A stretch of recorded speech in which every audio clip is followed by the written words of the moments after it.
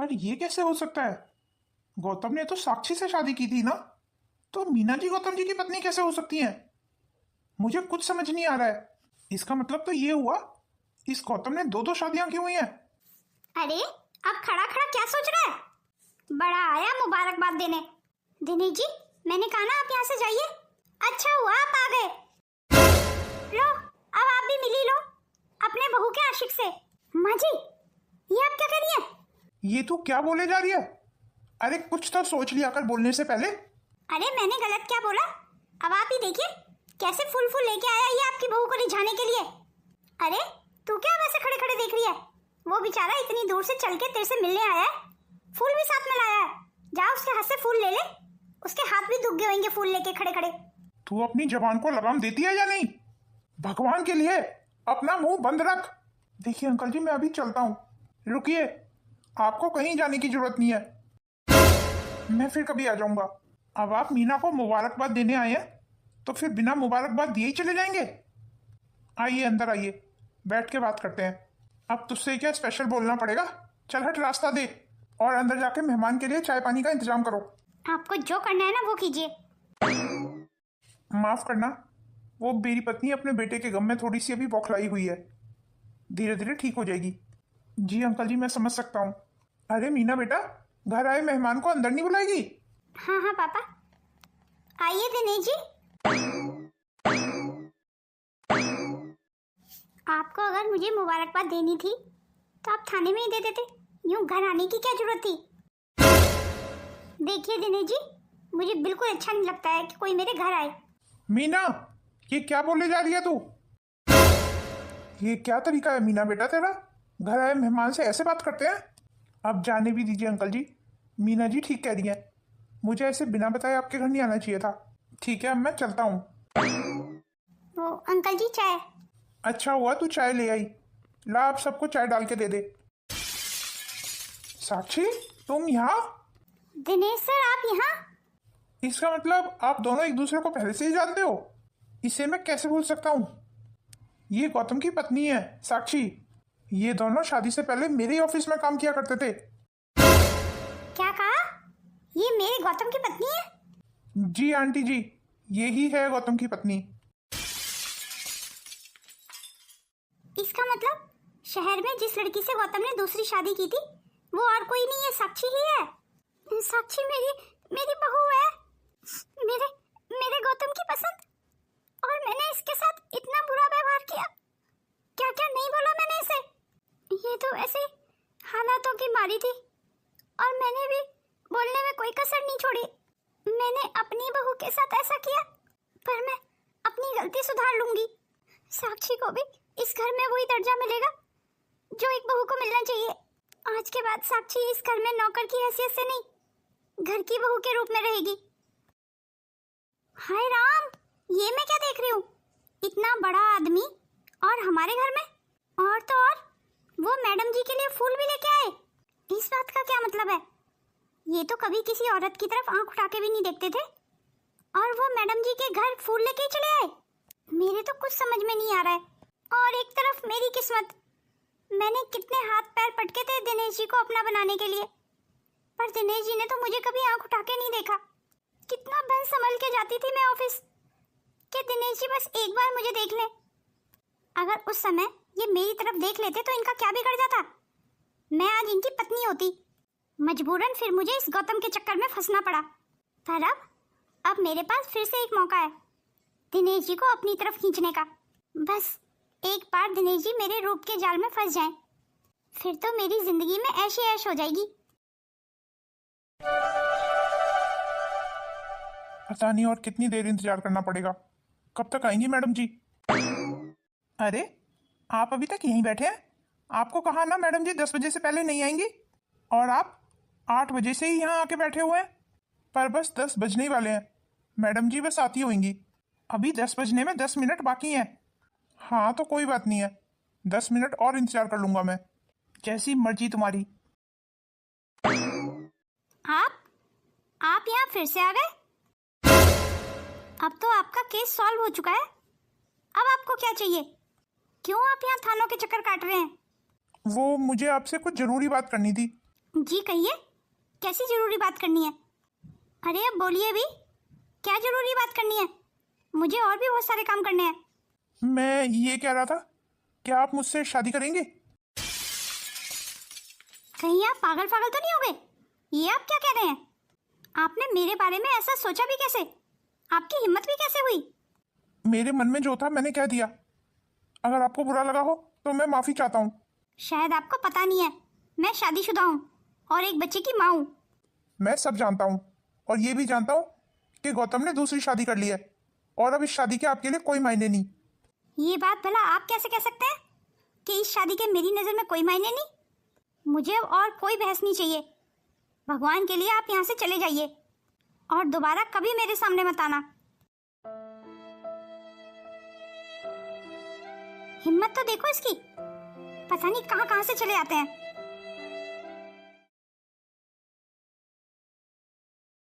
ये मुझे कैसी जिंदगी काटनी पड़ रही है? कम से कम ऐसी जिंदगी का सपना तो मैंने नहीं देखा था। एक तो मुझे इस जेल में वैसे ही नींद नहीं आती, और बची कुची कसर ये मच्छर निकाल देते हैं। मच्छरों ने काट काट के क्या हालत कर दी है मेरी। ये जो भी हो रहा है ना मेरे साथ, उस मीना की वजह से हो रहा है। बस मुझे इंतजार है इस जेल से निकलने का। उसके बाद इस मीना को वो सबक सिखाऊंगा ना मैं, कि जिंदगी भर याद रखेगी। बाबा, मम्मी क्यों नहीं आई अभी तक? बस आती होगी अभी। मेरे पेट में बहुत दर्द हो रहा है बाबा, आप जल्दी घर चलिए। क्या कहा? तेरे पेट में दर्द हो रहा है? हाँ, बहुत ज्यादा दर्द हो रहा है पेट में, आप बस घर चलिए। अरे ये मीना कहाँ रह गई? मैं मीना को फोन कर देता, पर आज तो मैं फोन भी घर छोड़ आया। सॉरी पापा, थोड़ा लेट हो गई आने में। वो क्या है ना, मेरी गाड़ी थोड़ी खराब हो गई। वो आज गुड़िया की तबीयत ठीक नहीं है, उसे भी हमें हॉस्पिटल लेके जाना होगा।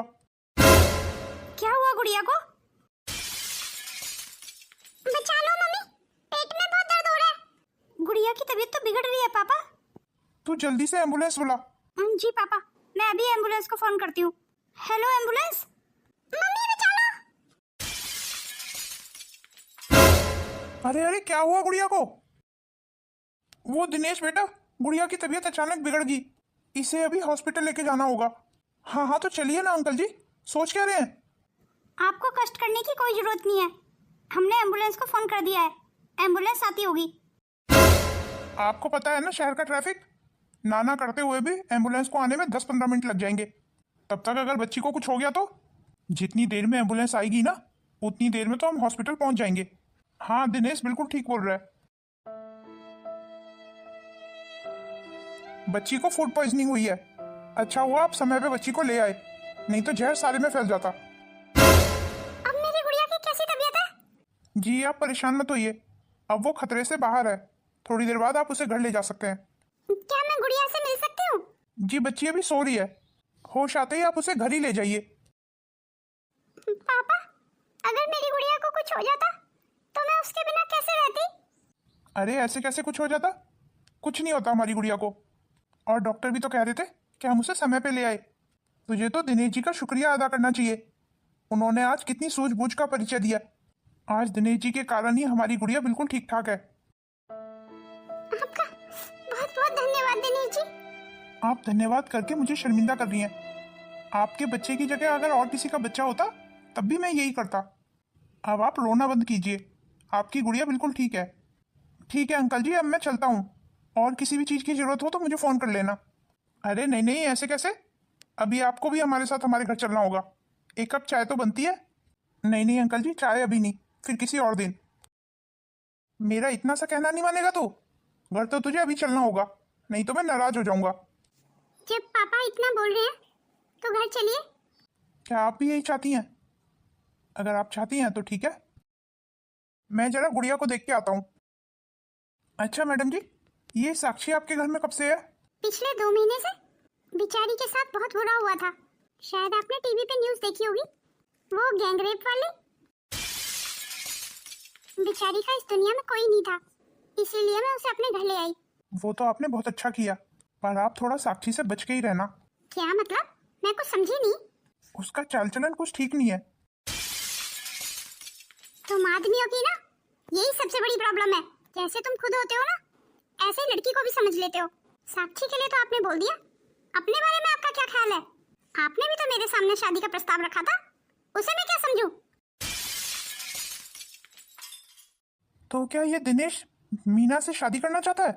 पर इसने साक्षी के बारे में ऐसा क्यों कहा? कोई बात तो जरूर है। मुझे इस साक्षी पे नजर रखनी होगी और इस दिनेश के बारे में भी पता करना होगा।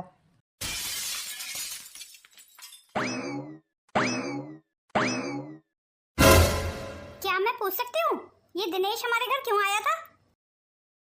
नहीं, तू नहीं पूछ सकती। ऐसा क्या करूं कि दिनेश जी का रुझान मेरी तरफ हो जाए?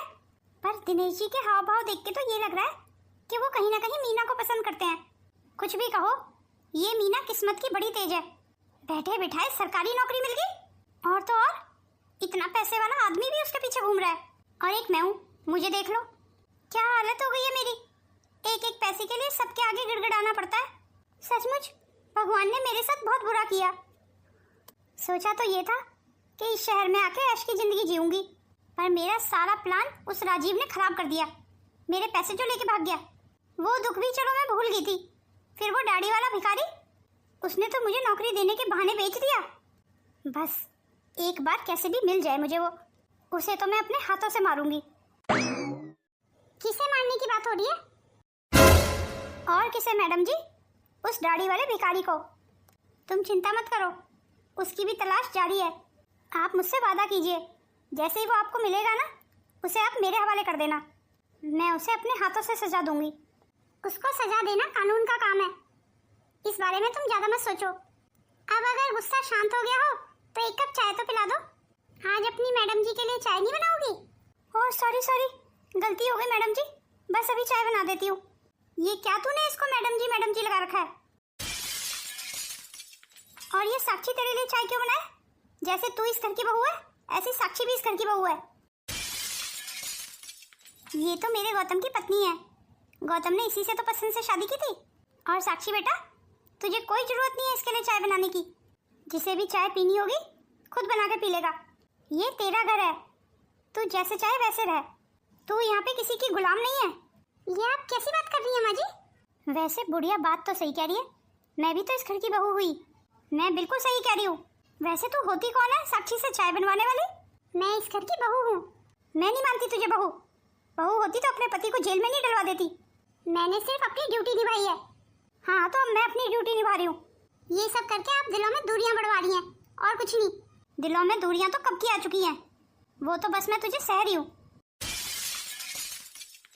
चल साक्षी यहाँ से। कितनी आसानी से माँ जी ने ये बात बोल दी। तो क्या मैंने अपना फर्ज निभा के दिलों में दूरियां बढ़ा दी? मुझे नहीं लगता मैंने कुछ भी गलत किया है। यूं दुखी होने से कोई फायदा नहीं है। आखिर क्या मिला तुझे सबके बारे में सोच के? मुझे लगता है तुझे दिनेश की बातों पे गौर करना चाहिए। आंटी, मुझे खाना दे दीजिए। आंटी प्लीज खाना दे दीजिए, मुझे बहुत भूख लगी है। ओहो, जान ही खा गई। देख नहीं रही मैं आराम कर रही हूँ। मैं तो इस घर में 2 मिनट आराम से भी नहीं बैठ सकती हूँ, चैन की सांस भी नहीं ले सकती हूँ। अरे क्या हुआ? देखिए ना माँ जी, अभी सारा काम खत्म करके थकान के मारे बस आराम ही करने लगी थी मैं। इतने में गुड़िया आ गई खाना मांगने। मैंने इसको कहा बस अभी 2 मिनट में दे रही हूँ, इतने में ही रोने लगी है। अब आप ही बताइए माँ जी, क्या मैं इस घर में चैन की सांस नहीं ले सकती 2 मिनट? क्या ये घर मेरा नहीं है? हाँ बहू, क्यों नहीं बैठ सकती? ये घर तेरा है। इस घर पे उतना ही अधिकार तेरा है जितना हम सबका। और गुड़िया तू 2 मिनट इंतजार नहीं कर सकती थी? अगर आंटी आराम कर रही थी तो 2 मिनट आराम करने देती उसे। दादी, आंटी आराम नहीं कर रही थी, वो मोबाइल देख रही थी। आराम?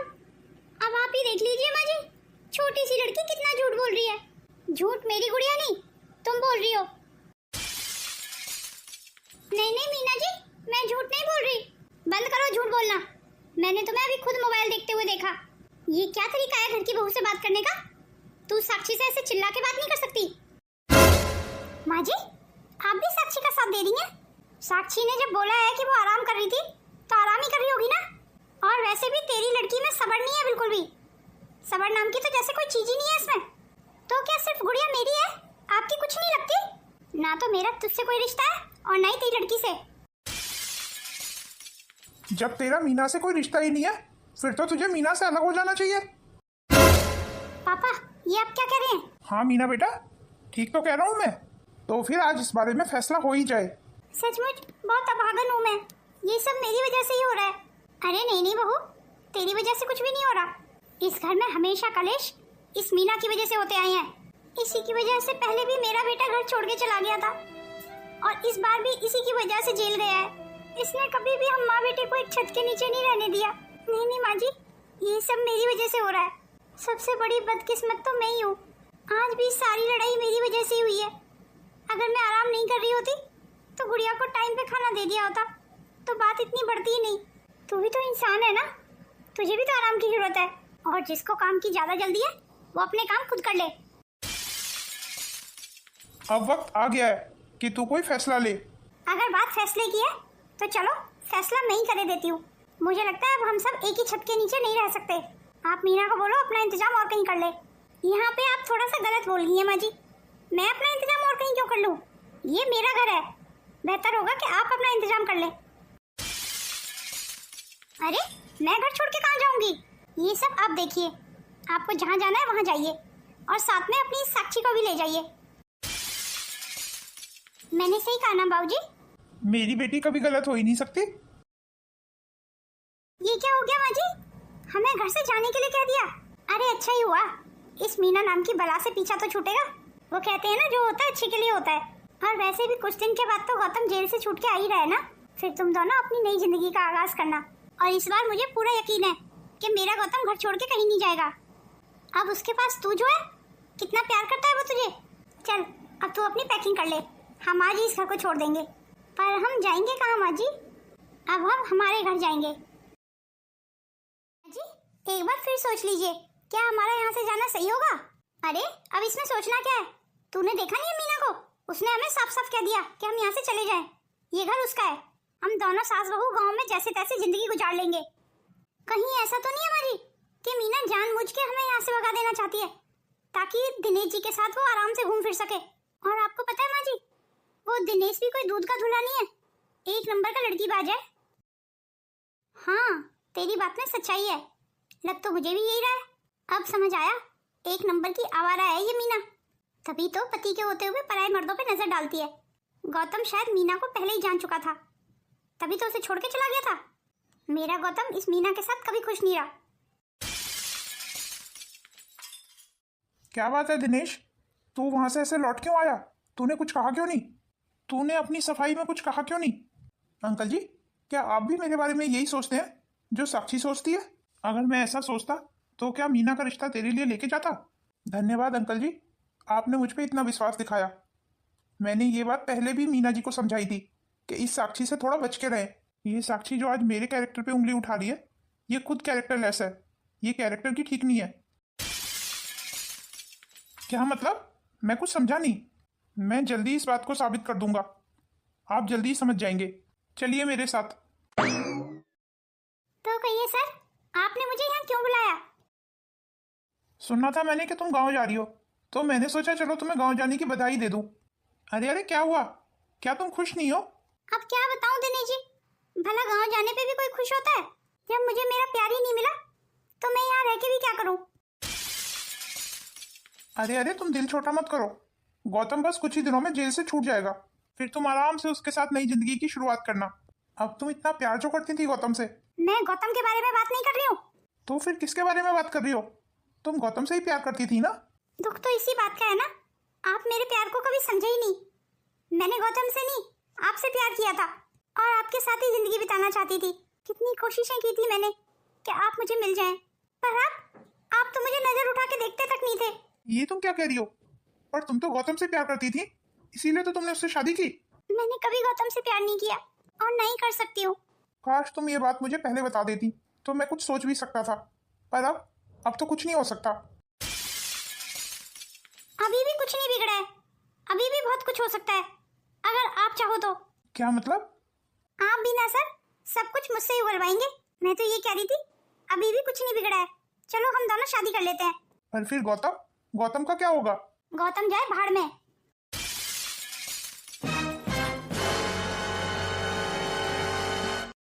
आज जेल में मेरा आखिरी दिन है।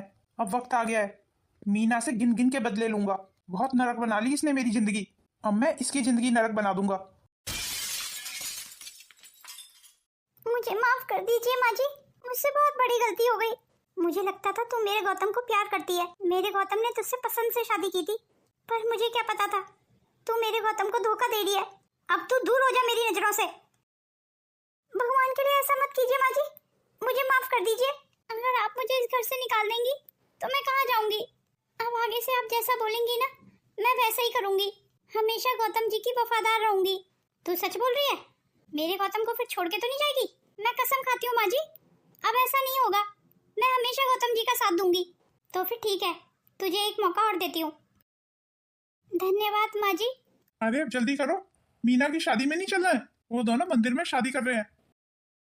अच्छा है, मीना इस दिनेश के साथ खुश रहे और गौतम इस साक्षी के साथ। भगवान करे अब इस साक्षी की भी बुद्धि सुधर जाए और फिर साक्षी और गौतम हमेशा साथ रहें।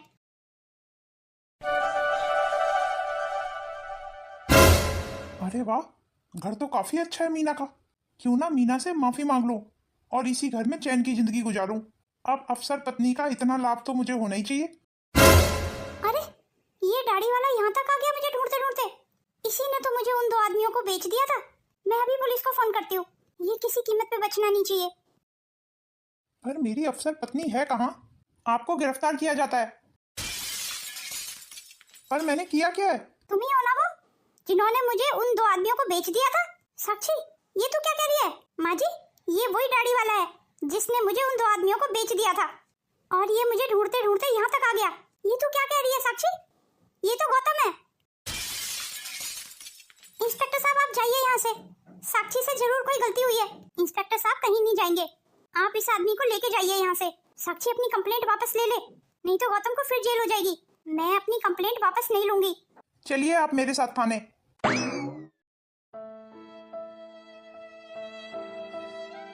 आज मेरे हाथों कुछ नहीं लगा, मेरे हाथ खाली रह गए।